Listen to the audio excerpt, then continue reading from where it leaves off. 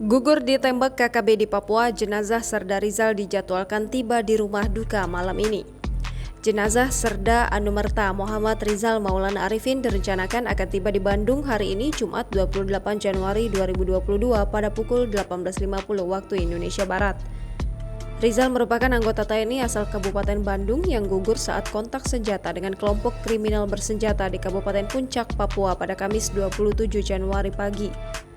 Menurut Dandim 0624 Kabupaten Bandung, Letkol ARH Dama Noviang Jaya, jenazah Serda Rizal akan dimakamkan di Taman Makam Pahlawan Cikutra, Kota Bandung pada Sabtu 29 Januari.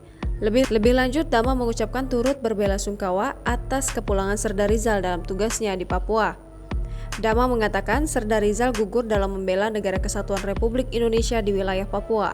Seperti diberitakan Kompas.tv sebelumnya, sebanyak 3 prajurit TNI gugur dalam serangan yang dilancarkan kelompok kriminal bersenjata di Bukit Tepuk, Kampung Jenggernok, Distrik Gome, Kabupaten Puncak, Papua pada Kamis pagi. Kapendam 17 Cendrawasih Kolonel Infanteri Aksa Erlangga menjelaskan berdasarkan laporan yang diterimanya, prajurit TNI yang dilaporkan gugur awalnya berjumlah 2 orang.